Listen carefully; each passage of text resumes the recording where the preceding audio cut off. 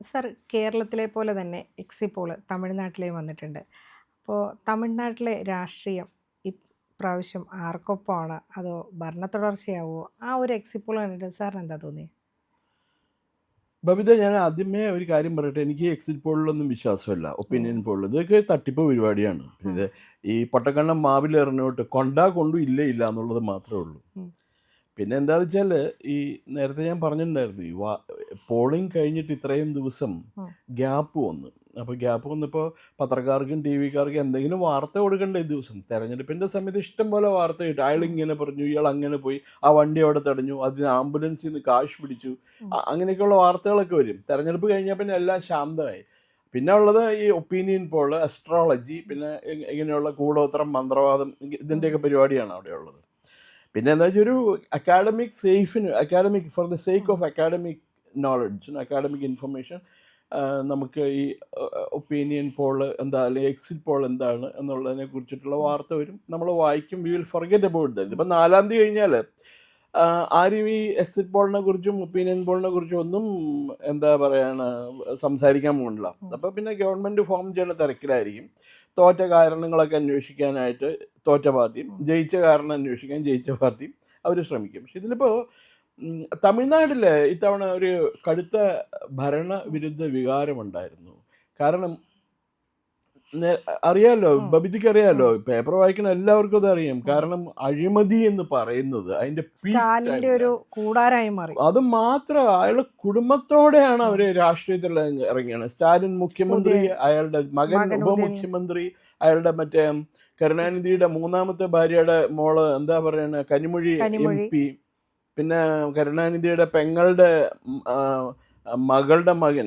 India സഖ്യത്തിന്റെ ഒരു പിന്തുടർച്ചയായിട്ട് പിന്നെ അത് അല്ല, അങ്ങനെ അവരെല്ലാം തമിഴ്നാട്ടിലെ ഇപ്പൊ TR ബാലു എന്ന് പറഞ്ഞൊരു നേതാവുണ്ട് ലോക്സഭയിൽ.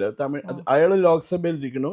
അയാളുടെ മകൻ തമിഴ്നാട് നിയമസഭയിൽ മന്ത്രിയാണ്, DMKയുടെ മന്ത്രിയാണ്. ഇപ്പൊ പലരും അങ്ങോട്ടും ഇങ്ങോട്ടും അച്ഛൻ, അമ്മ, പെങ്ങള്, ചേച്ചി, ഇങ്ങനെയൊക്കെയുള്ള ബന്ധമാണ് അവിടെ മുഴുവൻ. മൊത്തം ഒരു കുടുംബ ആധിപത്യമാണ് DMKയിലുള്ളത്. അപ്പൊ ഈ ദ്രാവിഡ മുന്നേറ്റ കഴകം എന്നുള്ള പാർട്ടിയുടെ തന്നെ പേര് നമുക്ക് വേണമെങ്കിൽ ഇങ്ങനെ പറയാം. ഈ കരുണാനിധിയുടെ ഒറിജിനൽ പേര് ദക്ഷിണാമൂർത്തി എന്നാണ്. മനസ്സിലായില്ല? അപ്പൊ ഈ DMK എന്ന് പറഞ്ഞാൽ ദക്ഷിണാമൂർത്തി കഴകം എന്ന് ആൾക്കാർ വിളിക്കുന്നുണ്ടായിരുന്നു. അപ്പൊ അതും പിന്നെ ഈ അഴിമതി ഭയങ്കര അഴിമതിയാണ്. അത് ചില്ലറ അഴിമതിയൊന്നുമല്ല, 1000 കോടിയും മറ്റെന്ന് പറഞ്ഞാൽ ഒന്നും അല്ല, ആ ലെവലായി. അപ്പൊ അങ്ങനെ ഒരു ഭരണവിരുദ്ധ വികാരം ഭയങ്കര ശക്തമാണ് തമിഴ്നാട്ടിൽ. അതിന് ADMK മുന്നണിയുടെ പ്രശ്നം എന്താണെന്ന് വെച്ചാൽ, ഈ എടപ്പാടി പഴനിസ്വാമിയാണ് ADMK മുന്നണിയുടെ നേതാവ്, NDAയുടെ. അയാൾ അത്ര ഇഫക്റ്റീവ് ഒന്നുമല്ല. അയാൾ കഴിഞ്ഞ തവണ അയാൾ ഇഫക്റ്റീവ് ആയിരുന്നു എന്നുണ്ടെങ്കിൽ അയാൾ തൂക്കൂലായിരുന്നല്ലോ. ഇപ്പം അടുപ്പിച്ച് അയാൾ മുഖ്യമന്ത്രിയായി ചാർജ് എടുത്ത പിന്നെ അയാൾക്ക് തോൽവിയുടെ ചരിത്രം മാത്രമേ പറയാനുള്ളൂ.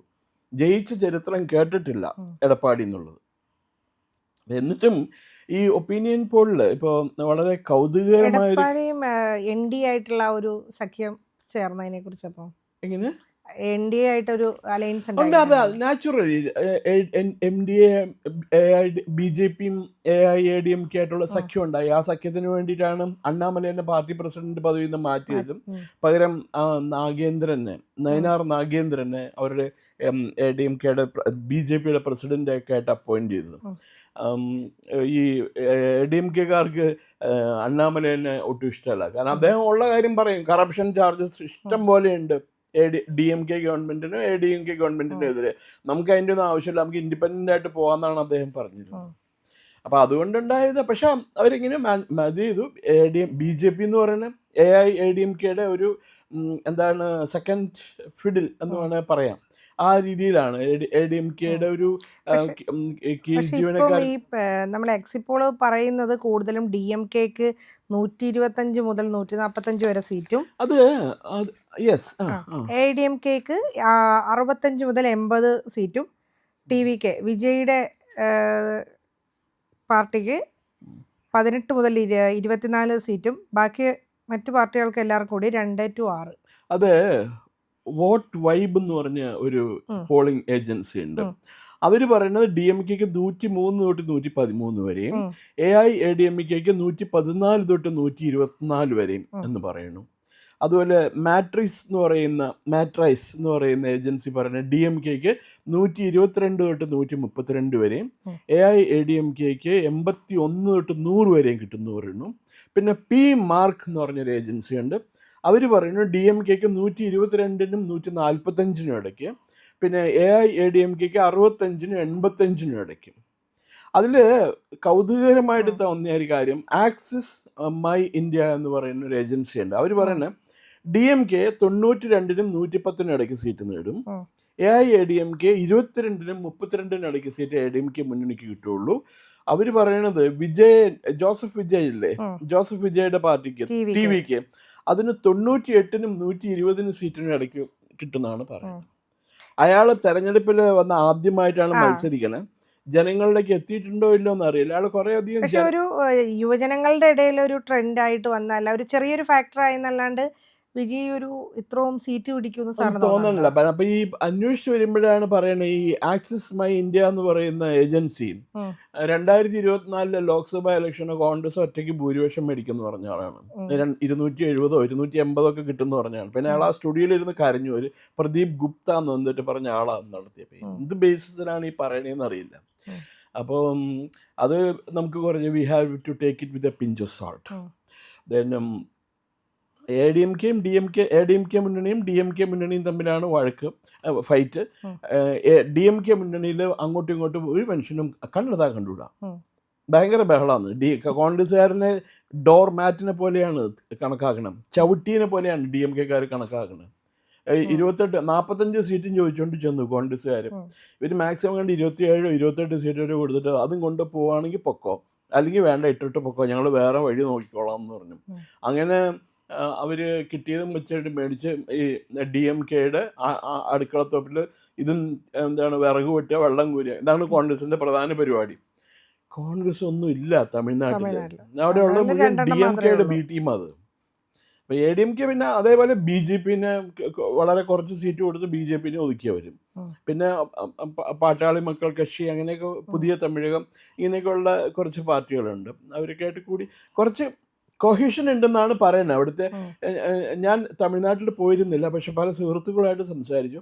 അവർ പറയണത് ഈ നിങ്ങൾ കേരളത്തിലെ പത്രങ്ങളിൽ എഴുതുന്ന പോലെ, ചാനലിൽ എഴുതുന്ന പോലെ ബഹളമൊന്നും ADMK മുന്നണിയിലില്ല. അതേസമയം മറിച്ച് DMK മുന്നണിയിലാണ് ഈ ബഹളം ഉള്ളതെന്ന്. DMKക്കാരോട് ചോദിക്കുമ്പോൾ അവർ പറയും ദർ ആർ പ്രോബ്ലംസ്, പക്ഷേ we are trying to manage it, somehow we are trying to adjust it എന്നൊക്കെ പറഞ്ഞിട്ടാണ്. അപ്പം എന്തോ പ്രശ്നമുണ്ട് DMK മുന്നണിയിൽ. പക്ഷെ അപ്പം നമ്മൾ വരും പോണ്ടിച്ചേരിയിലേക്ക് വരുവാണെങ്കിലോ, പോണ്ടിച്ചേരിയിലെ രാഷ്ട്രീയം ഒരു വേറെ രീതിയിലല്ലേ ഇപ്പൊ പോകുന്നത്? ഇറ്റ് ഇസ് ഓൾ എന്താ പറയുക, നല്ല ഒരു മുഖ്യമന്ത്രി ഉണ്ട് അവർക്ക്. ഓൾ ഇന്ത്യ NRCയുടെ നേതാവ് രംഗസ്വാമി. ഞാൻ ആ മനുഷ്യന് ആദ്യമായിട്ട് മുഖ്യമന്ത്രി ആയിട്ടുള്ള സത്യപ്രതിജ്ഞ ചെയ്യാൻ പോകുമ്പോൾ ഇരിക്കുന്ന സമയത്ത് ഞാൻ അവിടെ പോയിരുന്നു. അതിന് ഇൻവിറ്റേഷൻ അയാൾ തന്നെയാണ് നേരിട്ട് കൊടുക്കണം. അയാളുടെ മുഖ്യമന്ത്രി പദത്തിലേക്ക് ഒരു TVS മോപ്പഡിനകത്ത് മുണ്ടും പിന്നെ ഇങ്ങനെ അറ്റം വരെ ഇറക്കമുള്ള ഒരു ഷർട്ട് ഇട്ടിട്ട് വന്ന് എല്ലാവരും പോയിട്ട് അയ്യാ നമ്മന്ന് നാളെ മുതലமைச்சரா സത്യപ്രതിജ്ഞ ചെയ്യപ്പെടും, പദവി എടുക്ക പോகிறேன், നിങ്ങൾ വരില്ല എന്നൊക്കെ ചോദിച്ച് വളരെ പൊളൈറ്റായിട്ട്. നല്ല മനുഷ്യൻ. ഇന്നേ വരെ അയക്കെതിരെ കറപ്ഷൻ ചാർജസ് ഇല്ല. കഴിഞ്ഞ 5 വർഷം കൊണ്ട് അവർ നല്ല കാര്യങ്ങൾ കുറേ ചെയ്തിട്ടുണ്ട്. പോണ്ടിച്ചേരി നഗരം മോടി പിടിപ്പിച്ചു. ഇലക്ഷന്റെ ചുമതല കൂടി അദ്ദേഹത്തിനാണല്ലേ? അതെ. അപ്പോൾ ആ പാർട്ടി അതിൻ്റെ മുന്നണിയുടെ നേതാവ് അദ്ദേഹമാണ്. NDA മുന്നണിയുടെ നേതാവ് അദ്ദേഹമാണ്. ഡൽഹിയിലുള്ള എല്ലാ BJPക്കാരുമായിട്ട് അദ്ദേഹത്തിന് നല്ല റിലേഷനുണ്ട്. പിന്നെ അത് മാത്രമല്ല, ഈ പോണ്ടിച്ചേരി BJPയിൽ ഈ കേരളത്തിലെ പോലെയല്ല, ക്രിസ്ത്യൻസ് കുറച്ച് പേരുണ്ട്. അവരൊക്കെ സപ്പോർട്ട് ചെയ്യുന്നുണ്ട്. അവർ കേരളത്തിലെ ക്രിസ്ത്യൻസ് BJPനെ പറ്റിക്കും. നോക്കിയോ, തെരഞ്ഞെടുപ്പ് കഴിഞ്ഞാൽ നമുക്ക് അറിയാൻ പറ്റുമോ അത്. അപ്പോൾ അത് ഈ അവർ വളരെ ഈസി ആയിട്ട് കഴിഞ്ഞ തവണത്തേക്കാളും കൂടുതൽ സീറ്റ് പിടിക്കാനാണ് സാധ്യത രംഗസ്വാമിയുടെ പാർട്ടി. BJP മുന്നണി അവിടെ അധികാരത്തിൽ. അവിടുത്തെ എക്സിറ്റ് പോൾ NDA 14-18 സീറ്റുകളുടെ ഉള്ളു. ആകെ അവിടെ നമുക്ക് നിയമസഭയിൽ ആകെ 30 സീറ്റാണ് ഉള്ളത്. അവർ ജയിക്കും. അതിൽ 14-18 സീറ്റിനിടയിലും അതുപോലെ തന്നെ ഇന്ത്യസഖ്യം 11-നും 15-നും ഇടയിലാണ്. അത്രയൊന്നും കിട്ടില്ല. അതുകൊണ്ട് ഭയങ്കര അടി. അവിടെ കുറേ ആൾക്കാരുണ്ട് കോൺഗ്രസിനകത്ത്. ഒരുത്തിനും അങ്ങോട്ടും ഇങ്ങോട്ടും കണ്ടെടുത്താൽ കണ്ടുകൂടാ. അവിടെ DMK ഇല്ല. DMK is not a big force. വേറൊരു കാര്യം അറിയോ, ഈ കോൺഗ്രസ് മുന്നണിയില്ലേ, കോൺഗ്രസ് മുന്നണിയിൽ ക്യാമ്പയിൻ ചെയ്യാനായിട്ട് CPM നേതാവ് ചെന്നു, ബാലകൃഷ്ണൻ. അയാൾ എന്നിട്ട് എന്താ ചെയ്തതെന്നറിയാമോ? CPM എവിടെയാണ് മത്സരിക്കണത്, 1-2 മണ്ഡലത്തിൽ മത്സരിക്കണം, അവിടെ മാത്രം ക്യാമ്പയിൻ ചെയ്തിട്ട് അയാൾ പോകുന്നു. അപ്പോൾ അയാളോട് കോൺഗ്രസ്സുകാരുടെ മണ്ഡലത്തിൽ പോകണില്ലെന്ന് ചോദിച്ചപ്പോൾ അയാൾ പറഞ്ഞെന്താണെന്നറിയാമോ? ഉം. ആരൊക്കെയാണ് മത്സരിക്കണമെന്ന് എനിക്കറിയാൻ പാടില്ല. ഉം. മനസ്സിലായില്ല. ഞാൻ പിന്നെ അവിടെ പോയിട്ട് എന്താ പറയുക ആൾക്കാരോട്? ഉം. അത് കാരണം ഞങ്ങളില്ല. അപ്പോൾ ഞങ്ങൾക്ക് കിട്ടിയ നിർദ്ദേശം നമ്മുടെ പാർട്ടിയുടെ കാൻഡിഡേറ്റ്സ് എവിടെയുണ്ടോ ഉം. അവിടെ പോയി ക്യാമ്പയിൻ ചെയ്തിട്ട് പോരുക എന്നുള്ളതാണ് ഉം. എന്നാണ്. അപ്പോൾ അത്രമാത്രം യൂണിറ്റിയാണ് കോൺഗ്രസ് മുന്നണിയിൽ അവിടെ പോണ്ടിച്ചേരിയിൽ. ഉം. അത് രംഗസ്വാമി നല്ല ജോലി ചെയ്തിട്ടുണ്ട്, നന്നായിട്ട് അധ്വാനിച്ചിട്ടുണ്ട്. 5 വർഷം കൊണ്ട് ചീത്തപ്പേര് കേൾക്കാണ്ട് പോകുന്നു. അപ്പൊ രംഗസ്വാമി അപ്പൊ സ്വാഭാവികമായിട്ടും BJP പിന്തുണയ്ക്കൂലേ 4-ാം തീയതി റിസൾട്ട് തീർച്ചയായിട്ടും മുഖ്യമന്ത്രി പദത്തിലേക്ക് അയാളായിരിക്കും വരിക. അവർ പറഞ്ഞിട്ടുണ്ടല്ലോ, രംഗസ്വാമി തന്നെയായിരിക്കും മുഖ്യമന്ത്രിയായിട്ട് സത്യപ്രതിജ്ഞയാന്ന് പ്രധാനമന്ത്രി തന്നെ പറഞ്ഞിട്ടുണ്ട്, ആഭ്യന്തരമന്ത്രി പറഞ്ഞിട്ടുണ്ട്. It's A forgone conclusion. അങ്ങേര് മുഖ്യമന്ത്രിയായിട്ട് സത്യപ്രതിജ്ഞ ചെയ്യും. DMKയുടെ കാര്യത്തിലാണ്. ഇപ്പം DMK ജയിച്ചു കഴിഞ്ഞാൽ വീണ്ടും സ്റ്റാലിൻ ആവാം, അതല്ലെങ്കിൽ സ്റ്റാലിൻ്റെ മകനാവാം. സ്റ്റാലിൻ സൂക്കേടാവും, സ്റ്റാലിൻ എപ്പോൾ വേണേൽ ചത്തുപോകും.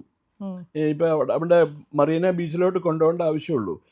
എപ്പോഴാ വീണേന്ന് ചോദിച്ചു കഴിഞ്ഞാൽ അയാൾ കണ്ടിട്ടില്ലേ, മുഖത്തൊക്കെ എന്തോ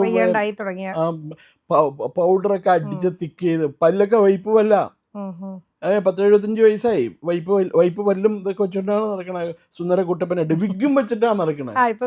ഈ വയസ്സ് കാലത്തേക്കൊക്കെ നിർത്തി വീട്ടിൽ ഇരുന്നൂടെ? ഇങ്ങനെ മേക്കപ്പ് ചെയ്തുകൊണ്ട് നടക്കുക, എന്നിട്ട് പാൻസ് ഷർട്ട് ഇട്ട്, ആ പാൻസ് ഇടിപ്പിക്കാൻ 3 പേര് വേണം. കളി പറയല്ലേ, ഇതൊക്കെ എല്ലാവർക്കും അറിയാവുന്ന കാര്യമല്ലേ.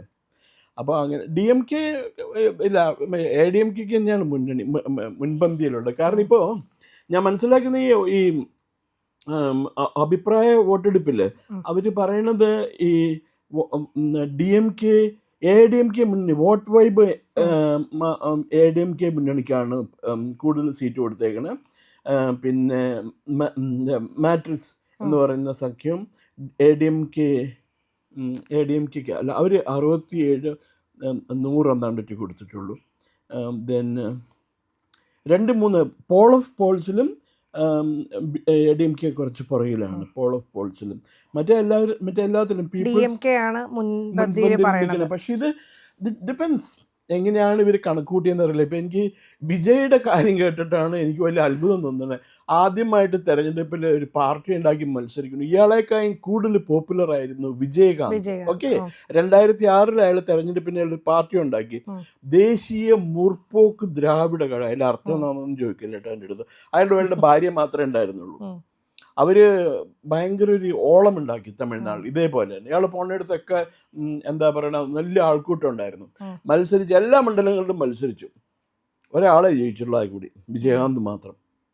പിന്നെ 2011 അയാൾ ADMK മുന്നണി ഉണ്ടാക്കി ADMKയുടെ കൂടെ ചേർന്ന് മത്സരിച്ചു. അതിലായിരിക്കും 29-30 സീറ്റ് കിട്ടി അയാൾ പ്രതിപക്ഷ നേതാവായി.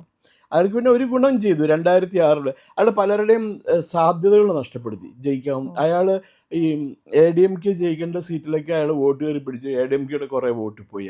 അങ്ങനെയാണ് ADMK വ്യക്തമായി ഒരു തോൽവി ഏറ്റുവാങ്ങിയത്. DMK ആ തെരഞ്ഞെടുപ്പിൽ കഷ്ടി 90 സീറ്റോ 91 സീറ്റോ DMKക്ക് കിട്ടുള്ളൂ 2006. എന്നിട്ട് ഇയാൾ മറ്റേ മൻമോഹൻ സിംഗും ഒക്കെ ഉണ്ടല്ലോ പ്രധാനമന്ത്രിയായിട്ട്, ആ കെയർ ഓഫിൽ കരുണാനിധി വീണ്ടും സത്യപ്രതിജ്ഞ ചെയ്തു. ന്യൂനപക്ഷ സർക്കാർ എന്ന് പറഞ്ഞിട്ട്. എന്നിട്ട് ജയലളിത നിയമസഭയിലൊക്കെ പ്രസംഗിക്കാൻ വരുമ്പോൾ this minority government led by this Karunanidhi, അയാൾക്ക് അത് കേൾക്കുമ്പോൾ കലിവ് ചോദിക്കുന്നത്. അപ്പോൾ അത് അങ്ങനെ ഒരു ഇതുണ്ടായി. പക്ഷെ ഈ DMK അവിടെ ഒരു ടഫ് ആൻഡ് ടഫ് ഫൈറ്റാണ് നടക്കുന്നത്. ഈ ഒപ്പീനിയൻ തമിഴ് വെട്രി ഘടകം ശരിക്കും എന്തായിരിക്കും ഉദ്ദേശിക്കുക? അതായത് ജയിച്ച് അവർ പറയുന്ന പോലെ 18-നും 24-നും ഇടയിൽ സീറ്റാണ് പറയുന്നത്. അപ്പം അങ്ങനെ ഒരു 18-നും 24 സീറ്റിനും ഇടയിൽ വന്നാൽ അവരാരോടായിരിക്കും കൂടെ ചേർന്ന് പ്രവർത്തിക്കും? DMKയുടെ കൂടെ പോകുന്നത് എനിക്ക് തോന്നുന്നില്ല. കാരണം അയാൾ DMK അയാളുടെ ഐഡിയോളജിക്കൽ റൈവൽസ് ആണെന്ന് അയാൾ പറഞ്ഞിട്ടുണ്ട്. മറ്റേതൊരു പൊളിറ്റിക്കൽ റൈവൽസ് എന്നേ പറഞ്ഞിട്ടുള്ളൂ. ഐഡിയോളജിക്കൽ റൈവലിൻ്റെ കൂടെ ചേരുമോ? ഇപ്പം ഇവിടെ കേരളത്തിൽ BJPയും CPM നല്ല കാര്യമായി. ഇയാളും മുഖ്യമന്ത്രി ആവാനാ കച്ച കെട്ടിയിരിക്കണേ. ഈ വിജയ് അതിൻ്റെ കൂടെ മറ്റവന് ഇവനേക്കാളും പ്രായം കുറവാ. ഉദയനിധിക്ക് ഈ വിജയനേക്കാളും പ്രായം കുറവാ. ഇനിയിപ്പോൾ വിജയന് മുഖ്യമന്ത്രി ആവണമെന്നുണ്ടെങ്കിൽ ഒന്നിലും ഉദയനിധിനെ കൊല്ലണം, അല്ലെങ്കിൽ അയാൾ ചാവണം, അല്ലെങ്കിൽ അയാൾ തോക്കണം. ഇത് മൂന്നെണ്ണത്തിൽ ഏതെങ്കിലും നടന്നാലേ ഇയാൾക്ക് മുഖ്യമന്ത്രി ആവാൻ പറ്റുള്ളൂ. അപ്പം അപ്പോൾ ഒരു അലയൻസ് ഉണ്ടാക്കാൻ പറ്റുന്ന എനിക്ക് തോന്നണില്ല അവർ തമ്മിൽ. ADMK മുന്നണിയിൽ വന്നു കഴിഞ്ഞാൽ ചിലപ്പോൾ കേന്ദ്രം പറയണ പോലെ BJP പറയണ പോലെ അവർ അയാൾക്ക് ചിലപ്പോൾ കേൾക്കേണ്ടി വരും. കൂടുതലും സാധ്യത അയാൾ ADMK മുന്നണിയിലേക്ക് പോകാനാണ് സാധ്യത. കാരണം ഏകദേശം ചില അതായത് മധുര പോലുള്ള ചില സ്ഥലങ്ങളിൽ ഒരു നിർണായക ശക്തിയായിട്ട് TVK വരാൻ സാധ്യതയുണ്ടോ? But it is too early. കാരണം ഈ തെരഞ്ഞെടുപ്പ് കഴിയാതെ അവരുടെ ശക്തി എത്രമാത്രം, ആൾക്കൂട്ടത്തെ കണ്ടിട്ട് നമുക്ക് എന്താ വോട്ട് ആര് ജയിക്കുന്നു പറയാൻ പറ്റൂല. ഇപ്പോൾ എന്താ പറയണത്, 2011 തെരഞ്ഞെടുപ്പിൽ, 2016 തെരഞ്ഞെടുപ്പിൽ എല്ലാവരും പറഞ്ഞു വിജയകാന്ത് ജയിക്കുമെന്ന് പറഞ്ഞു. വിജയകാന്ത് പോണിടത്തൊക്കെ ഭയങ്കര ആൾക്കൂട്ടാണെന്ന് പറഞ്ഞു. എവിടെ കെട്ടിവെച്ച പൈസ കിട്ടിയില്ല വിജയകാന്തിന് ഒരിടത്ത് മത്സരിച്ച് കഴിഞ്ഞിട്ട്. ഒരൊറ്റ സീറ്റിലൊന്നും ജയിക്കാൻ പറ്റിയില്ല അവർക്ക്. അവർ വലിയ അലയൻസും ഉണ്ടാക്കി. വൈക്കോ, തിരുമാവളവൻ, അതേപോലെ തന്നെ വിജയകാന്തും പിന്നെ കമ്മ്യൂണിസ്റ്റ് പാർട്ടി എല്ലാവരും കൂടി ചേർന്നിട്ട് അലയൻസ് ഉണ്ടാക്കി. ഒന്നും പച്ച തൊട്ടില്ല അവർ. അപ്പോൾ അത് ഈ തെരഞ്ഞെടുപ്പ് കഴിഞ്ഞാലേ പറയാൻ പറ്റുള്ളൂ. ഈ 98 സീറ്റ് വിജയന് കൊടുത്തു എന്ന് പറയുന്നത് ഈ പറഞ്ഞ പോലെ അവരുടെ മിറാക്കിളായിരിക്കും. Sacred Heart of Jesus be adored glorified loved എന്ന് പറഞ്ഞാൽ അവരുടെ നൊവേന ഉണ്ടല്ലോ, എന്താ പറയുന്നത്, അതുപോലെ പാടിയിട്ട് വല്ല എഴുതി പിടിപ്പിച്ചതായിരിക്കാനാണ് വഴി. യേശുക്രിസ്തുവിൻ്റെ മിറാക്കിൾ, അത്ഭുത രോഗശാന്തി ശുശ്രൂഷയും പ്രാർത്ഥനാ യോഗവും നടക്കാറില്ലേ. അപ്പം അങ്ങനെ എന്തെങ്കിലും നടന്നിട്ട് എഴുതി പിടിപ്പിച്ചായിരിക്കാനേ വഴിയുള്ളൂ. അല്ലാണ്ട് 98 സീറ്റൊക്കെ it is out of question. Maximum 24 വരെ 15 സീറ്റ് കിട്ടുമായിരിക്കും കൂടി വന്നിട്ടുണ്ട്. 15 seats, not more than that. അത് കൂടുതൽ എനിക്ക് കിട്ടുന്ന എനിക്ക് തോന്നണില്ല കേട്ടോ. ഞാൻ തമിഴ്നാട് കുറേ കവർ ചെയ്തിട്ടുണ്ട്, കുറേ വർഷം ഞാൻ തമിഴ്നാട്ടിൽ വർക്ക് ചെയ്തിട്ടുണ്ട്.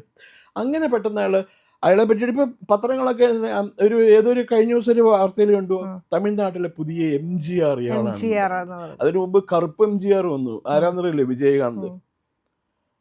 വിജയകാന്തിനെ വിളിച്ചുകൊണ്ടിരുന്ന കറുപ്പ് MGR എന്നാണ്. പിന്നെ ചിലർ വിളിക്കും പുവർ മാൻസ് രജനീകാന്ത്, പാവപ്പെട്ടവരുടെ രജനീകാന്ത്. ഇവിടെ നമ്മുടെ മുൻ സിനിമാ നടന് സിദ്ദിഖിന് പറയാറില്ലേ, പാവപ്പെട്ടവരുടെ മമ്മൂട്ടി എന്നാണല്ലോ പറഞ്ഞുകൊണ്ടിരുന്നത്. അതേപോലെ ഇയാൾ പാവപ്പെട്ടവരുടെ രജനീകാന്ത് ആയിരുന്നു ഈ വിജയകാന്ത്. പക്ഷേ പൊളിറ്റിക്സിൽ എങ്ങും എത്തിയില്ല അയാൾ, പാവം. അപ്പോൾ ADMKയുടെ ഒരു തുടർച്ച ഉണ്ടാവുമെന്നാണ്, അല്ല DMKയുടെ തുടർച്ച ഉണ്ടാവുമെന്നാണ് സാർ പറഞ്ഞു. ഞാൻ അത്ര ബ്ലണ്ടായിട്ട് ഞാൻ പറയില്ല. നല്ല ടഫ് ആൻഡ് ഫൈറ്റാണ്, നെക്ക് ആൻഡ് നെക്ക് ഫൈറ്റാണ്. ആര് ജയിക്കുന്നുള്ള കാര്യം മെയ് 4-ാം തീയതി പറയാൻ പറ്റുള്ളൂ. ഈ ഒപ്പീനിയൻ പോളിൽ ഞാൻ കൗണ്ട് ചെയ്യണമെന്നില്ല. കാരണം ഇതുപോലെയൊക്കെ എഴുതി പിടിപ്പിച്ച 98 സീറ്റ് വിജയന് കിട്ടുന്നതൊക്കെ പറഞ്ഞാൽ നല്ല കാര്യമായി. അതുമാത്രമല്ല അവിടെ നല്ല ഭരണവിരുദ്ധ തരംഗം ഉണ്ട്. കാരണം അഴിമതി ഇല്ലാത്ത ഒരു ദിവസം പോലും ഇല്ല. പക്ഷേ ഈ പളനിസ്വാമിയെ പോലുള്ളവർക്കൊന്നും അതിനെ ഈ സ്റ്റാലിനെ എതിർത്ത് വരാൻ പറ്റുന്നില്ലല്ലോ. അതെന്താ കുഴപ്പമെന്ന് പറഞ്ഞാൽ അയാൾ became A chief minister because എന്താണ് പറയുന്നത്, ഒരു ഡിഫോൾട്ടുകാരനാണ് അയാൾ മുഖ്യമന്ത്രിയായത്. യഥാർത്ഥത്തിൽ എന്താ ഉണ്ടായെന്നറിയാമോ? 2016 തെരഞ്ഞെടുപ്പ് നടന്നത്. 2016 ജയലളിത മരിച്ചു. ഓക്കെ, 2016 ജയലളിത മരിച്ചിട്ട് ഇമ്മീഡിയറ്റ്ലി അവരുടെ ഡെഡ് ബോഡി ഹോസ്പിറ്റലിൽ നിന്ന് കൊണ്ടുപോകുന്നതിന് മുമ്പ് തന്നെ ഈ പന്നീർശെൽവം മുഖ്യമന്ത്രിയായിട്ട് സത്യപ്രതിജ്ഞ ചെയ്തു. ഓക്കെ, സത്യപ്രതിജ്ഞ ചെയ്ത് 2 മാസം 3 മാസമായിട്ട് അയാൾ ഭരിച്ചു. അത് കഴിഞ്ഞ് ഈ ശശികല ഇയാളെ അവരുടെ വീട്ടിലേക്ക് വിളിച്ചു വരുത്തിയിട്ട് രാജിക്കത്ത് എഴുതി അല്ലെ കൊന്നുകളയുന്നുണ്ട്. അങ്ങനെ രാജിക്കത്ത് എഴുതി കൊടുത്തു ഈ പന്നീർശെൽവം. എന്നിട്ട് ഇവർ ലെജിസ്ലേച്ചർ പാർട്ടി മീറ്റിംഗ് കൂടി ശശികലേനെ മുഖ്യമന്ത്രിയായിട്ട് ലെജിസ്ലേച്ചർ പാർട്ടി നേതാവായി സെലക്ട് ചെയ്തു. She met the governor. ഈ രാജിക്കത്തും കൊണ്ട് കൊടുത്തു. എന്നിട്ട് പറഞ്ഞു ഞാനാണ് മുഖ്യമന്ത്രി എന്ന് പറഞ്ഞു. മദ്രാസ് യൂണിവേഴ്സിറ്റി സെൻറ്റിനറി ഓഡിറ്റോറിയത്തിൽ സത്യപ്രതിജ്ഞയ്ക്കുള്ള ചടങ്ങ് തുടങ്ങി. ചടങ്ങ് അറേഞ്ച്മെൻ്റ് ഒക്കെ തുടങ്ങി, ആൾക്കാരൊക്കെ വിളിച്ചു തുടങ്ങി, ഇൻവിറ്റേഷന്. അപ്പോഴാണ് സുപ്രീം കോടതി വരുമാനത്തിൽ കവിഞ്ഞ സ്വത്ത് സമ്പാദിച്ച കേസുണ്ട് ജയലളിതയ്ക്കെതിരെ. അതിൻ്റെ അപ്പീലിൽ വിധി പ്രഖ്യാപിച്ചു. ജയലളിത മരിച്ചു വരുന്നപ്പോഴത്തേക്കും ശശികലയും പിന്നെ സുധാകരനും പിന്നെ ഇളവരശി 3 പേരും 4 വർഷം മണ്ണാർക്കുടി മാഫിയനെ പിടിച്ച് ജയിലിലിട്ടു. അതോടുകൂടി ഇവർക്ക് വിശ്വസിക്കാവുന്ന ഒരു മുഖ്യമന്ത്രി ആളെ വേണമല്ലോ മുഖ്യമന്ത്രി ആക്കാനായിട്ട്. അപ്പോൾ TTV ദിനകരൻ അന്ന് ഇവരുടെ കൂടെ ഉണ്ട്. TTV ദിനകരൻ ആക്കാൻ പറ്റില്ല, കാരണം അപ്പം പിന്നെ കുടുംബഭരണം എന്നുള്ള പേര് വരും. അതുമാത്രമല്ല അന്ന് ഭയങ്കര ഒരു ഒപ്പോസിഷൻ ഉണ്ടായിരുന്നു. അപ്പോൾ തൽക്കാലം ഇവർ പറഞ്ഞു ഞാൻ എങ്ങനെയെങ്കിലും അപ്പീലൊക്കെ കൊടുത്തു വരും, അതുവരെ എടപ്പാടി മുഖ്യമന്ത്രി ആവട്ടെ എന്ന് പറഞ്ഞ് എടപ്പാടിനെ മുഖ്യമന്ത്രിയാക്കി. ഈ പറഞ്ഞ പോലെ നമ്മൾ മലയാളത്തിലൊരു ചൊല്ലില്ലേ, എന്താ ഈ ഊരാൺമക്കാരൻ ആയിട്ട് മാറി എന്ന് പറഞ്ഞാൽ അതുപോലെയായി എടപ്പാടി. അയാളെ മാറ്റിയിട്ട് TTV ദിനകരൻ മുഖ്യമന്ത്രിയാവാൻ ശ്രമം നടത്തി. അപ്പോൾ ഇയാൾ TTV ദിനകരനെ പാർട്ടിയിൽ നിന്ന് പുറത്താക്കി. അതൊരു വലിയ രാഷ്ട്രീയ നാടകമായിരുന്നു അവിടെ നടന്നത്. അങ്ങനെ അത് കഴിഞ്ഞാൽ അയാൾ he was A total failure. ഞാൻ 18-19 MLA-മാരുടെ നിയമസഭാ അംഗത്വം റദ്ദാക്കി സുപ്രീം കോടതി ആൻറ്റി ഡിഫെക്ഷൻ ഇത് കാരണം. അവിടെ തെരഞ്ഞെടുപ്പ് നടപ്പോൾ ഒരൊറ്റടുത്തും അയാൾ ജയിച്ചില്ല. ADMK ജയിച്ചില്ല, എല്ലാം DMK തൂത്തുമായി. അപ്പോൾ അന്ന് തൊട്ട് അയാളൊരു ഇന്നെഫക്റ്റീവ് ആയിരുന്നു. അയാൾ ADMK-യിൽ നല്ല നേതാവ് ഇല്ല എന്നുള്ളതാണ് ഒരു വലിയ പ്രശ്നം. ഇപ്പം ജയലളിത മരിച്ചേ പിന്നെ അവർക്ക് ജയലളിതയുടെ കരിസ്മയുള്ള ഒരു നേതാവിനെ അവർക്ക് കിട്ടിയിട്ടില്ല. അതിപ്പോൾ പന്നീർശെൽവം ആണെങ്കിലും എടപ്പാടി പഴനിസ്വാമി ആണെങ്കിലും എന്താ പറയുക ദിനകരനാണെങ്കിലും ഈ ശശികലയാണെങ്കിലും ശശികല ഒരു മാഫിയ ക്യൂൻ്റെ ലുക്കാണ്. ശശികലയ്ക്ക് കണ്ടിട്ടുണ്ടോ അവരെ? ഒരു മാഫിയ ക്യൂൻ്റെ ലുക്കാണ്. ആൻഡ് ഷീസ് കഴിഞ്ഞ ദിവസമൊക്കെ പറയുന്നുണ്ടായിരുന്നു, അമ്മ മരിച്ചതിന് ശേഷം അവരെ ബോഡിയിലിരിക്കുമ്പോൾ അവരെ ആളുകളെല്ലാം എന്താണ് ബ്ലേഡ് വെച്ച് പോറിച്ചു, അങ്ങനെ ഒരുപാട് സഹിച്ചിട്ട് വന്ന സ്ത്രീയാന്നൊക്കെ പറഞ്ഞു. ശശികലയോ? ശശികല നോൺസെൻസ്. അവർക്ക് ഒരു ചുക്കും ചെയ്തില്ല. അവരവിടെ മറ്റേ ഇടിച്ചു കയറി വന്നിരുന്ന ഡെഡ് ബോഡിയുടെ അടുത്ത്. അയ്മനെ ഡെഡ് ബോഡി കൊണ്ട് രാജാജി ഹാളിൻ്റെ അവിടെ കൊണ്ട് ലൈയിങ് ഇൻ സ്റ്റേറ്റ് ഉണ്ട്. മുഖ്യമന്ത്രി പദത്തിലിരിക്കുന്ന ആൾ മരിച്ചു കഴിഞ്ഞാൽ നമ്മൾ പൊതുദർശനത്തിന് കൊണ്ടുവന്ന് വയ്ക്കും. അങ്ങനെ വെച്ച് കഴിഞ്ഞപ്പോൾ ഈ മണ്ണാർഗുടി ഫാമിലി മൊത്തം വന്ന ഡെഡ് ബോഡി കീഴടക്കി അവർ. ഈ ശശികലേനെ രാഷ്ട്രീയത്തിൽ അടുപ്പിക്കില്ല എന്ന് പറഞ്ഞ് എഴുതി മേടിച്ചതാണ് എന്താ ജയലളിത. ഓവർനൈറ്റ് ഇവർ ജയലളിതയുടെ സക്സസറായിട്ട് മാറി. അത് തന്നെ കള്ളത്തരം കാണിച്ചിട്ടല്ലേ വന്നത്. അവരത്ര നല്ല കഥാപാത്രമൊന്നുമല്ല, പക്ഷേ ഇത് ക്യൂൻ ഓഫ് മാഫിയ ക്യൂൻ. അപ്പോൾ അവർ ADMK-യുടെ കാര്യം ഈ ജയലളിത മരിച്ച ആദ്യത്തെ ആഴ്ച തന്നെ ഞാൻ എഴുതിയിട്ടുണ്ടായിരുന്നു, ഇനി ADMK will split into many factions. There will be ADMK പന്നീർശെൽവം, ADMK Edappadi Palaniswami, ADMK Sasikala, ADMK Dinakaran എന്ന് പറഞ്ഞു. അപ്പോൾ അതേപോലെ വന്നിരിക്കണം. അത് കഴിഞ്ഞ് ദിനകരൻ ഒരു പാർട്ടി ഫ്ലോട്ട് ചെയ്തു, അമ്മ മക്കൾ മുന്നേറ്റ കഴകം. ഇപ്പോൾ അതിൻ്റെ പേര് വേറെ എന്തുണ്ടേ, ഇപ്പോൾ ശശികലയും വേറെ പാർട്ടി ലോഞ്ച് ചെയ്തിട്ടുണ്ട്. അപ്പോൾ അങ്ങനെ ആ വോട്ട് മുഴുവൻ സ്പ്ലിറ്റായിട്ട് പോകും. തേവർമാരും മറവർമാരും കുറവന്മാരും എല്ലാവരും കൂടി ചേർന്ന് അടിച്ച് ഇതായി ADMK. അപ്പോൾ അത് ഒരു പക്ഷേ DMK-ന് ആ വോട്ട് സ്പ്ലിറ്റായിട്ട് പോകുമ്പോൾ അത് ഫേവർ ചെയ്യാൻ ചിലപ്പോൾ DMK-ക്ക് അനുകൂലമായിട്ട് വരും. അങ്ങനെ ചിലപ്പോൾ ഇയാൾ സ്റ്റാലിൻ മുഖ്യമന്ത്രിയായിട്ട് തിരഞ്ഞെടുക്കപ്പെടാൻ സാധ്യതയുണ്ട്. പക്ഷെ വേറെ കുഴപ്പമുണ്ട്. തമിഴ്നാട്ടിലൊരു വലിയ പ്രശ്നം, ഒരാൾ മുഖ്യമന്ത്രി പദം കഴിഞ്ഞ് 5 വർഷം ഭരിച്ചു. അതിനടുത്ത വർഷം അയാൾ തന്നെ ജയിച്ചു കഴിഞ്ഞാൽ അയാൾക്ക് ആ ടേം കംപ്ലീറ്റ് ചെയ്യാൻ പറ്റില്ല, അതിന് മുമ്പ് അയാൾ ചാവും. ഇപ്പം MGR രണ്ടാമത്തെ തവണ ജയിച്ചു കഴിഞ്ഞപ്പോൾ അയാൾ ചത്തുപോയി. ജയലളിത രണ്ടാമത്തെ തവണ ജയിച്ചു, അവർ ഉടനെ മരിച്ചു. ഇപ്പോൾ ഉള്ളത് സ്റ്റാലിനാണ്. അപ്പോൾ എന്തുവേണമെങ്കിലും ആവാം സ്റ്റാലിൻ്റെ കാര്യം. സ്റ്റാലിനാണെങ്കിൽ തീരെ വയ്യ, പല സൂക്കേടുകളുണ്ട്. സഞ്ചരിക്കുന്ന ഒരു എന്താണ് പണ്ട് നമ്മുടെ CH മുഹമ്മദ് കോയ പറയും, ഞാൻ സഞ്ചരിക്കുന്ന ഒരു മയ്യത്താണെന്ന് പറയും സ്വയം. അയക്ക് കുറേ സൂക്കേടുണ്ടായിരുന്നു. അപ്പോൾ അങ്ങനെ പറഞ്ഞ പോലെ സ്റ്റാലിനും ഇങ്ങനെ സഞ്ചരിക്കുന്ന ഒരു ആശുപത്രിയാണ്. We have to wait. May 4-ാം തീയതി വരെ വെയിറ്റ് ചെയ്തേ പറ്റുള്ളൂ. അല്ലാണ്ട് തമിഴ്നാട് രാഷ്ട്രീയം നോക്കി പറഞ്ഞല്ലോ, പെട്ടെന്നൊരു എക്സിപ്പോൾ കൊണ്ടൊന്നും പറയാൻ പറ്റില്ല. കാരണം കുറെ അവിടെ ജാതി ഭയങ്കരമാണ്. ഈ ജാതിയിലും മതത്തിലും ഒന്നും വിശ്വസിക്കാത്ത ആൾക്കാരാണെന്നാണ് അവർ പറയുന്നത്. ദൈവത്തിലൊന്നും വിശ്വാസമില്ല എന്നാണ് പറയുന്നത്. ഞാൻ കഴിഞ്ഞ ദിവസം പറയായിരുന്നു, DMK-യുടെ ആൾക്കാരുടെ കാറ് കണ്ടാൽ അറിയാൻ പറ്റും. കാറിന്റെ മുൻപിൽ വിൻഷീൽഡ് ഇല്ലേ, അവിടെ സ്റ്റാലിൻ്റെയും പിന്നെ കരുണാനിധിയുടെ ഫോട്ടോ ഉണ്ടാവും. റിയർ വിൻഷീൽഡ് ഇല്ലേ, അതിൽ മുരുകൻ്റെ ഫോട്ടോ ഉണ്ടാവും. I am not joking. പിന്നെ ഈ കരുണാനിധിയുടെ വീടില്ലേ, ഗോപാലപുരത്താണ് കരുണാനിധിയുടെ വീട്. നമ്മളെപ്പോഴും പോകാറുള്ളതാണ് അവിടെ ന്യൂസ് കവറേജിനൊക്കെ വേണ്ടിയിട്ട്. അപ്പോൾ ഈ വീടിൻ്റെ ഉമ്മർത്ത് അയാൾ പോർട്ടിക്കോടിക്ക് ഇറങ്ങി വരുമ്പോൾ തൊട്ടടുത്ത് തന്നെ വീട്ടിൽ നിന്ന് നോക്കിയാൽ തൊഴുതാവുന്ന ഒരു അമ്പലമുണ്ട്, വേണുഗോപാല ക്ഷേത്രം. ഇയാൾ അവിടെ നോക്കി തൊഴുതിട്ടാണ് വരിക. ഇയാൾക്ക് ഭക്തിയില്ല എന്നൊക്കെ പറഞ്ഞാൽ ചുമ്മാ നുണ പറയണല്ലേ. അതിന് എന്തിനേയും മഞ്ഞ ഷോൾ ഇട്ടേക്കണേ. അയാൾ കറുത്ത ഷോൾ ഇട്ടിട്ടത് 2 ദിവസം കറുത്ത ഷോൾ ഇടാൻ പാടില്ല എന്നാണ് അവിടെ അസ്ട്രോളജേഴ്സ് പറഞ്ഞേക്കണേ. അതുകൊണ്ടാണ് അയാൾ മഞ്ഞ ഷോൾ മാത്രമേ ഇടുകയുള്ളൂ. അയാൾ ഒരു തവണ അയാൾ കറുത്ത ഷോൾ ഇട്ടു, പിറ്റേ ദിവസം മാറ്റിയുള്ളത്. അവർ ഭയങ്കര അന്ധവിശ്വാസമാണ് അവർക്ക്. നിരീശ്വരവാദികളാന്നൊക്കെ പറയാം. അത് പബ്ലിക് കൺസംഷന് വേണ്ടിയിട്ട്.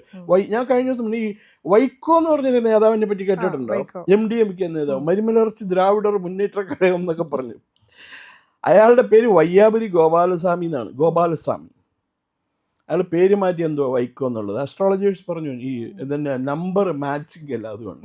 ജയലളിത, അവര് ആദ്യമായിട്ട് മുഖ്യമന്ത്രി ആകുമ്പോൾ ജയലളിത JYALALITHA എന്നായിരുന്നു. പിന്നെ അത് കഴിഞ്ഞ് ജയിലിലെല്ലാം പോയി മുഖ്യമന്ത്രി ആയി കഴിഞ്ഞു വന്നു. അപ്പോൾ അവരുടെ തന്നെ ഗസറ്റിൽ പബ്ലിഷ് ചെയ്ത് ഒരു എയും കൂടി ചേർത്ത്.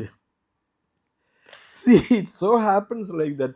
ഈ സ്റ്റാലിൻ അമ്പലത്തിൽ പോയില്ല. സ്റ്റാലിൻ്റെ ഭാര്യ നാട്ടിലുള്ള അമ്പലത്തിലും പള്ളികളിലും പോയിട്ട് ഒരുപാട് നേരമുള്ള പരിപാടി.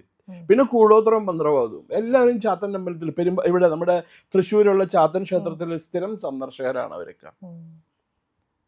അവർ സമ്മതിക്കില്ലായിരിക്കും. ഞാൻ കണ്ടിട്ടുണ്ട് പലപ്പോഴും. എൻ്റെ കൂടെ പറഞ്ഞു, ഞാൻ ട്രെയിനിൽ യാത്ര ചെയ്യുമ്പോൾ പലപ്പോഴും ഈ പറഞ്ഞ DMK-കാരുണ്ടാവും, അങ്ങനെ തൃശ്ശൂർ ഇറങ്ങാൻ വേണ്ടിയിട്ട്. അപ്പം ഞാൻ ചോദിക്കും, ഗുരുവായൂർ പോവാണ്. എന്നാൽ ഗുരുവായൂരും പോകണം, അங்கே വേറൊരു കോവിൽ ഇരിക്കുക, അങ്ങ് പോകണം. ഏതാന്ന് ചോദിക്കും. ഞാൻ പറഞ്ഞ ഈ കാനാടിമളത്തിൽ അല്ല കാര്യം. ഇതാണ് നിരീശ്വരവാദം. അപ്പോൾ തമിഴ്നാടിന് there is an uncertainty. Let the slight advantage ഞാൻ DMK-ക്ക് ഉണ്ടെന്ന് പറയാം. ഇത്രയും ബഹളം നടക്കണ കാരണം ഇവിടെ ഈ ADMK മുന്നണിയിൽ ബഹളം നടക്കണ കാരണം. പിന്നെ BJP all is not well with BJP. തമിഴ്നാട് BJP-യിൽ അണ്ണാമലയെ മാറ്റേണ്ട ഒരു ആവശ്യം ഉണ്ടായിരുന്നില്ല. He was doing a good job. നല്ല മനുഷ്യനെ, നല്ല എന്താ പറയുക, സത്യസന്ധനായ, നല്ല എഫിഷ്യൻസി ഓഫീസറായിരുന്നു. സിദ്ധരാമയ്യ പറഞ്ഞിട്ടുണ്ട്. കർണാടക കേഡറിലായിരുന്നല്ലോ അദ്ദേഹം. സിദ്ധരാമയ്യ പറഞ്ഞിട്ടുണ്ട് ഒരു നല്ല ഉദ്യോഗസ്ഥനായിരുന്നു എന്ന്. അങ്ങനെ മാറ്റി. പക്ഷെ കേന്ദ്രത്തിൽ എന്തെങ്കിലും പദവി കൊടുക്കുമായിരിക്കും അദ്ദേഹത്തിന്. പക്ഷെ വളരെ പാടുപെട്ട തമിഴ്നാട്ടിൽ BJP എന്ന് പറയുന്ന ഒരു പാർട്ടി ഉണ്ട് എന്ന് ജനങ്ങൾ അറിയാൻ തുടങ്ങിയത് അണ്ണാമലൈ പാർട്ടിയുടെ ചീഫായി കഴിഞ്ഞപ്പോഴാണ്. അതിനിടയ്ക്ക് അവിടെ എന്താ അദ്ദേഹത്തിനെതിരെ കുരിശുദ്ധവും പിന്നെ ഇതൊക്കെ നടക്കണ്ടായിരുന്നു അവിടെ. Anyway we have to wait. ഈ ഒപ്പീനിയൻ പോളിൽ എനിക്കത്ര വലിയ വിശ്വാസമൊന്നുമില്ല. ഇപ്പം ഒരു യൂണിഫോമിറ്റി ഉണ്ട് ഇതിനകത്ത് കാണുമ്പോൾ. ഈ തൃണമൂൽ കോൺഗ്രസ് തോക്കും BJP ജയിക്കുമെന്ന് പറയുമ്പോൾ നമുക്ക് മനസ്സിലാവും. 10% എന്താണ് പറയണ വോട്ടിൽ ഡിഫറൻസ് ഉണ്ട്. അത് ഫൈനൽ റിസൾട്ടിൽ പ്രതിഫലിക്കുന്നുണ്ട്. അത് എക്സിറ്റ് പോളിൽ. ഇപ്പം കേരളത്തിൽ തന്നെ സതീശൻ മുഖ്യമന്ത്രിയാവണമെന്ന് 27% പേര് ആഗ്രഹിക്കുന്നു. പിണറായി വിജയൻ 37% പേരാണ് പിണറായി വിജയൻ മുഖ്യമന്ത്രിയാവണമെന്ന് ആഗ്രഹിക്കുന്നത്. അപ്പം പിന്നെ അവർ തമ്മിൽ 10% വോട്ട് അവിടെ പോയി. ബാക്കി അത് പ്രതിഫലിക്കണ്ടേ ഒപ്പീനിയൻ പോൾ? അത് കാണാനില്ലല്ലോ. പിന്നെ ഭരണവിരുദ്ധ തരംഗം, ഭരണവിരുദ്ധ വികാരം, അതൊന്നും കാണാനില്ല. ഈ 4-3-7 സീറ്റ് കൂടുതൽ കിട്ടിയെന്ന് പറഞ്ഞാൽ അത് ഭരണവിരുദ്ധ തരംഗം ആവില്ല. അത് it will be total wash out. You know, ഈ ഭരിക്കുന്ന പാർട്ടീനെ എന്താ പറയുക, വോട്ട് ഔട്ട് ചെയ്യാന്ന് പറഞ്ഞാൽ അവർ ഡെസിമേറ്റ് ചെയ്ത് വിടും. അവർക്ക് 99 സീറ്റ് കിട്ടിയിരുന്നിടത്ത് അവർക്കിപ്പോൾ നമുക്ക് ഒരു 40 സീറ്റായിട്ട് അത് ചുരുങ്ങുകയാണെങ്കിൽ അത് തീർച്ചയായിട്ടും ഭരണവിരുദ്ധ തരംഗമാണ് എന്ന് പറയാം. ഇത് അങ്ങനെയൊന്നും അല്ലല്ലോ. ഇത് 60-70 ഇടയ്ക്ക് ഇവർക്കും 70-75 ഇടയ്ക്ക് UDF-നും കിട്ടുമെന്ന് പറയുമ്പോൾ വാട്ട് വി ഷുഡ് അണ്ടർസ്റ്റാൻഡ്, എന്തോ സംതിങ് ഈസ് മിസ്സിങ് സംവെയർ. ഈ പറഞ്ഞ പോലെ ഇത്ര നമുക്കിരുന്ന് ചർച്ച ചെയ്യാൻ പറ്റിക്കുന്ന ഒരു വിഷയമുള്ളത് കാരണം. അപ്പൊ നമുക്ക് 4-ാം തീയതി തമിഴ്നാട് രാഷ്ട്രീയം നോക്കാം. ഓ, ശരി.